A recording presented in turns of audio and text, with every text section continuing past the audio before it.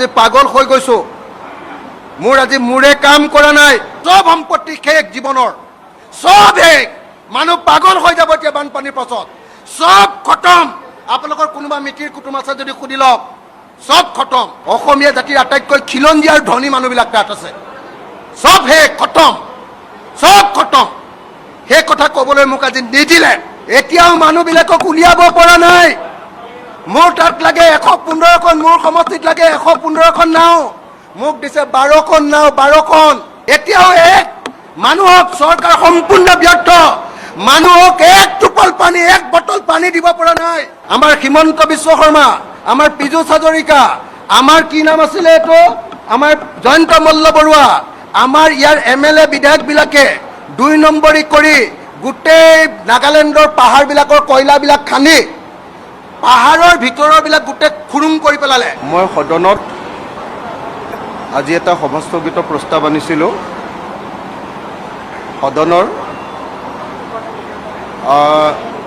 সদনৰ সকলো কাম কাজ বন্ধ কৰি উজনি অসমৰ 3খন জিলা চৰাইদেউ শিৱসাগৰ আৰু যোৰহাটৰ যি মহাপ্ৰলয় যি মহাপ্ৰলয়ত আজি নাজিৰা সমষ্টিত আজি অলপ আগতে 10টা ডেড বডি ওলাইছে 18জন মানুহ কালি ৰাতিলৈকে মৰি আছিলে আকৌ আজি 10টা ডেড বডি ওলাইছে বিহুগড় নামৰ পঞ্চায়তটোত 100 মান মানুহ এতিয়ালৈকে সন্ধান নাই সেই ডেড বডিবিলাক ওলোৱাই নাই তো এনেকুৱা এটা মহাপ্ৰাকৃতিক দুৰ্যোগ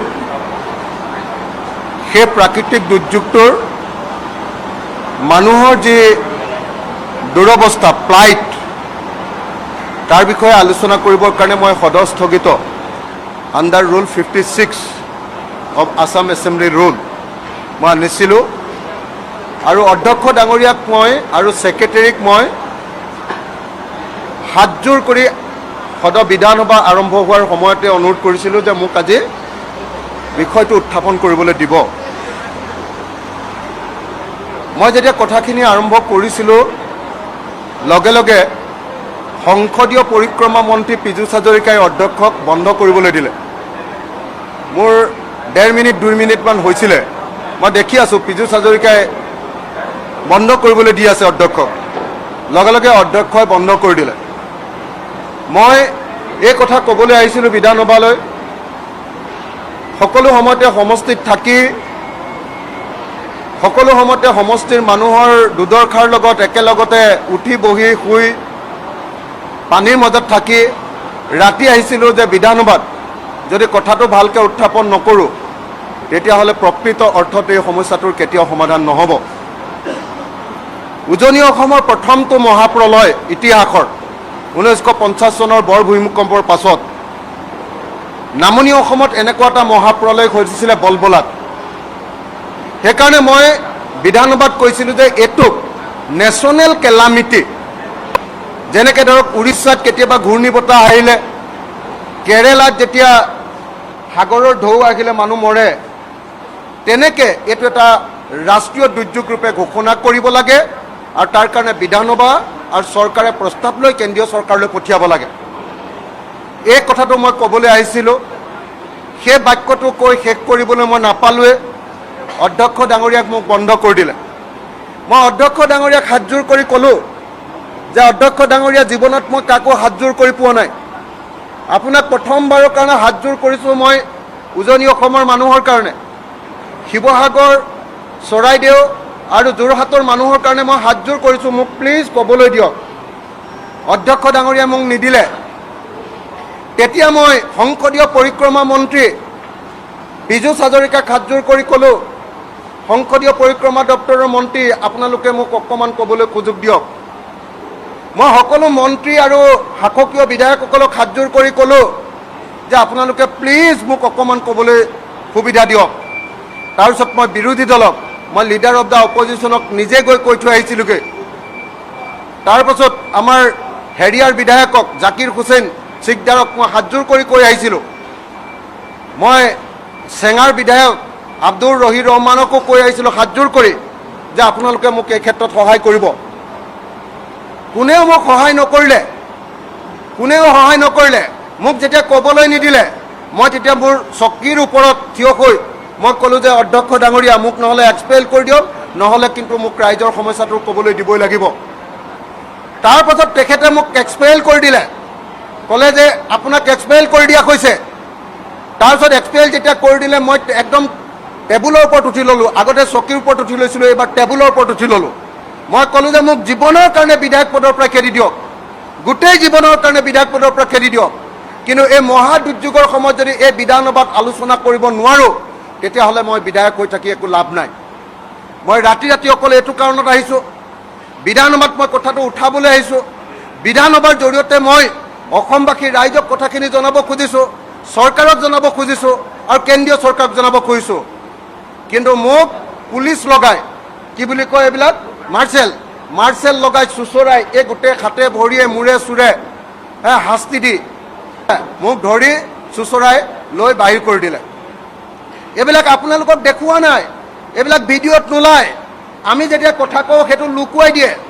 এতিয়া মোৰ যিটো ক'বলগীয়া কথা আছে এইটো হ'ল যে অসমৰ ইতিহাসত 1950 চনৰ পাছত আটাইতকৈ ডাঙৰ দুৰ্যোগটো ঘটিছে।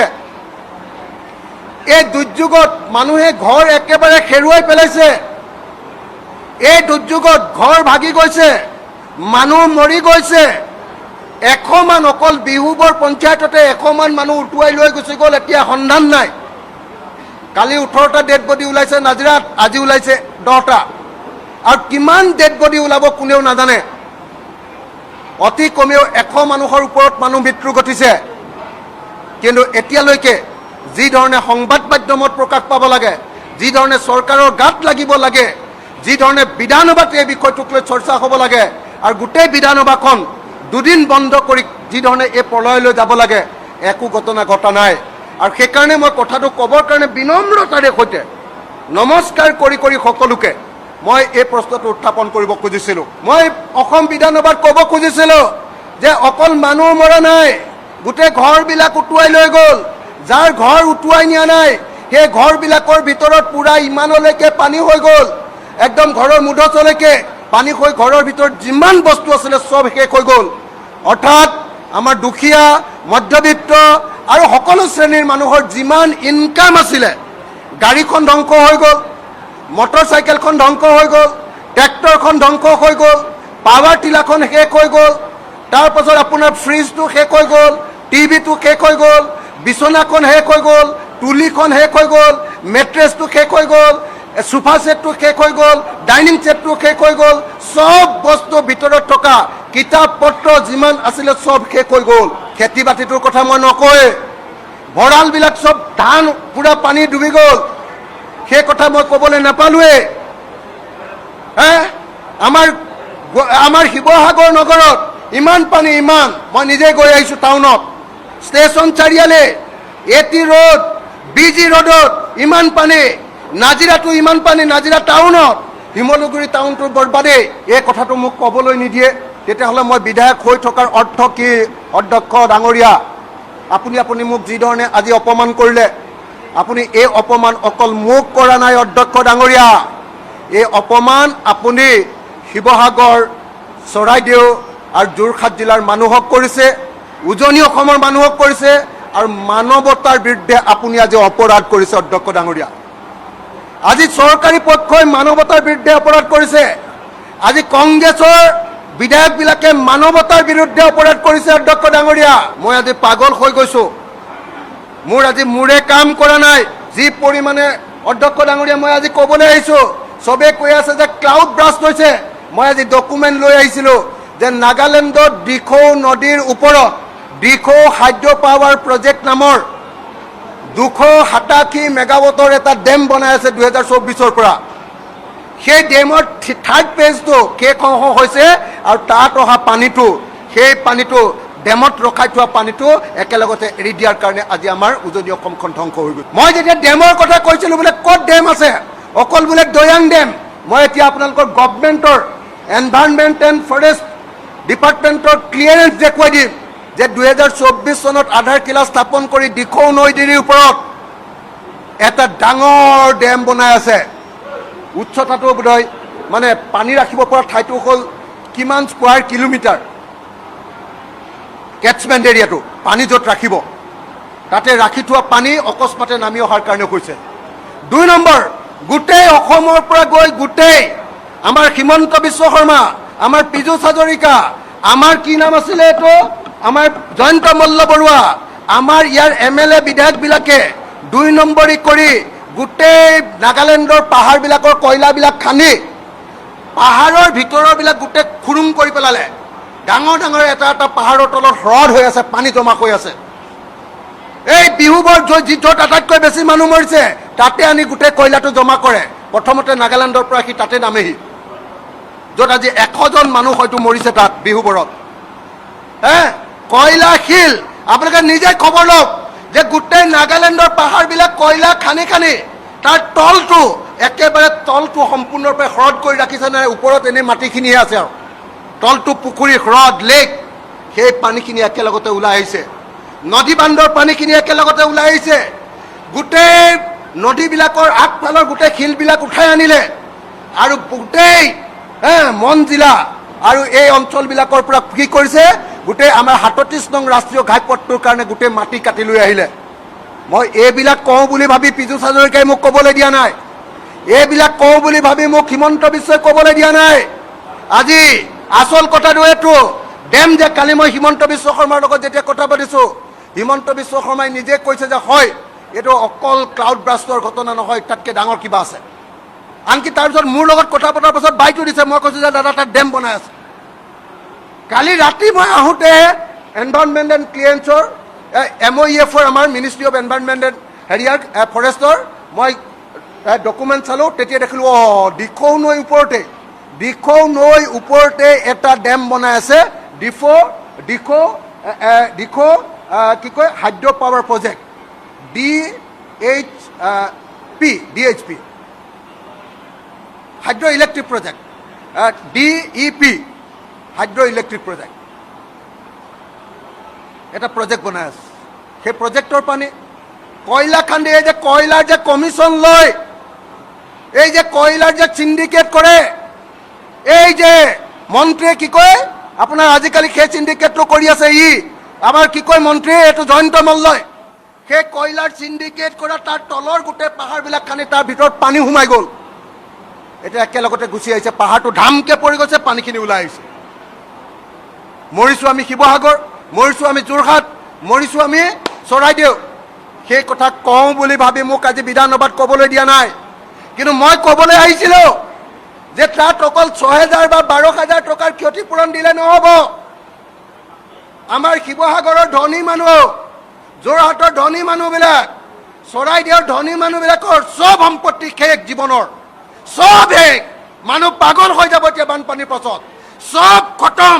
আপোনালোকৰ কোনোবা মিতিৰ কুটুম আছে যদি সুধি লওক, চব খতম। যোৱা 100 বছৰ 200 বছৰত যি ইনকাম কৰিছিলে চব শেষ হৈ গ'ল, মানুহ পাগল হৈ গৈছে। সেই বস্তুবিলাকৰ বিষয়ে মই ক্ষতিপূৰণটো যাতে ভালকৈ আহে তাৰ কাৰণে নেশ্যনেল কেলামিটি যাতে ঘোষণা কৰা হয়, তেতিয়াহ'লে পেকেজ পালোহেঁতেন। মই কালি মুখ্যমন্ত্ৰীক কৈছিলোঁ যে এইটো নেশ্যনেল কেলামিটি ঘোষণা কৰাওক, তেতিয়াহে পইচা হ'ব। মই মুখ্যমন্ত্ৰীক কৈছিলোঁ 6,000 বা 12,000 টকা দি ক্ষতিপূৰণ দিলে নহ'ব। এটা এটা মানুহৰ কোটি টকা লোকচান হৈছে। আমাৰ শিৱসাগৰৰ ধনী মধ্য অসমীয়া মধ্যবিত্তৰ আটাইতকৈ অসমীয়া জাতিৰ আটাইতকৈ খিলঞ্জীয়া আৰু ধনী মানুহবিলাক তাত আছে, চব শেষ, খতম, চব খতম। সেই কথা ক'বলৈ মোক আজি নিদিলে। এতিয়াও মানুহবিলাকক উলিয়াব পৰা নাই। মোৰ তাত লাগে 115খন, মোৰ সমষ্টিত লাগে 115খন নাও, মোক দিছে 12খন নাও, 12খন। এতিয়াও এক মানুহক চৰকাৰ সম্পূৰ্ণ ব্যৰ্থ, মানুহক এক টোপল পানী, এক বটল পানী দিব পৰা নাই। বুঢ়া বুঢ়ী বেমাৰী মানুহক এতিয়ালৈকে বানপীড়িত অঞ্চলৰ পৰা উলিয়াই নিব পৰা নাই, মানুহ এজনো যাব পৰা নাই এতিয়ালৈকে। হয় এয়াৰ ড্ৰপিং কৰিব লাগে, নহ'লে নাও দিব লাগে, নাওৱেই নাই। মই যেতিয়া কালি 115খন বিচাৰিলোঁ, মুখ্যমন্ত্ৰীয়ে ক'লে গোটেই অসমতে 115খন নাও নাই, ক'ৰ পৰা দিম তোমাক। মানুহ গোটেই শেষ, উজনি অসমৰ 3খন জিলা শেষ পুৰা। আৰু সেই বিষয়ে বিধানসভাত আলোচনা নহয়। মই ডিভাইচত আনিছোঁ, ডিভাইচত মই ৰুলৰ ভিতৰত আনিছোঁ, আৰু মই এফেক্টেড সমষ্টিৰ চব কাম এৰি মই বানপানীত ডুবি আছিলোঁ, তাৰ পৰা সকলো কাম এৰি মই বিধানসভালৈ অহাৰ পাছত মই হাতযোৰ কৰি পোৱাৰ পাছতো এই বিধানসভাই মোক ক'বলৈ অনুমতি নিদিলে। এটা মানুহে পানীৰ বটল এটা পোৱা নাই, এটা মানুহে 1 কেজি চাউল পোৱা নাই, হা? এটা মানুহে 1 কেজি দালি পোৱা নাই। প্ৰশাসন পুৰা ফেইল। মই মুখ্যমন্ত্ৰীক বাৰম্বাৰ কৈ আছো যে গুৱাহাটীৰ পৰা টিম পঠিয়াওক, নপঠিয়াই, কাৰণ তেতিয়া দুৰ্যোগটো ডাঙৰ বুলি হুলস্থুল হৈ যাব। এইটো লুকুৱাব লাগে, যিমান পাৰি লুকুৱাব লাগে। এই দুৰ্যোগটো সৰু সৰু বুলি লুকুৱাব লাগে। সেইকাৰণে ইয়াত আলোচনা কৰিবলৈ নিদিয়ে। সেইকাৰণে ৰাজ্য চৰকাৰৰ পৰা টিম গৈ তাত বহি নলয়। সেইকাৰণে তাৰ DC কেইটাৰ ওপৰতে দি দিছে। DC কেইটাই একোৱে নাজানে, একোৱে কৰিব পৰা নাই, তীৰ্থৰ হৈ বহি আছে। এইফালে ভাগিছে, এইফালে উঠিছে, এইফালে মৰিছে, একো নাই। না নাও আছে, না পানী আছে, না খাদ্য আছে, না অন্য কোনো ব্যৱস্থা কৈছে, একো নাই। এই কথা ক'বলৈ যেতিয়া বিধানসভালৈ আহিছিলো, বিধানসভাৰ পৰা মোক এক্সপেল কৰিছে। মই চিৰজীৱনৰ কাৰণে বিধায়ক পদটোৰ পৰা এক্সপেল কৰিবলৈ অনুৰোধ কৰিছিলো অধ্যক্ষ ডাঙৰীয়া। এইটো সাহস নাই, সেইটো সাহস নাই, সেইটো সাহস নাই। ধন্যবাদ ভিডিঅ'টো সম্পূৰ্ণ কৰাৰ বাবে। আৰু এনেকুৱা ধৰণৰ ভিডিঅ' নিত্য পাই থাকিবলৈ চেনেলটো ছাবস্ক্ৰাইব কৰি ভিডিঅ'টোত এটা লাইক কৰি দিব, লগতে এটা হাইপ কৰিব আৰু আপোনালোকৰ কমেণ্টবোৰ নিশ্চয় জনাব। আজিলৈ পুনৰ লগ পাম অন্য এটা ভিডিঅ'ত। ধন্যবাদ।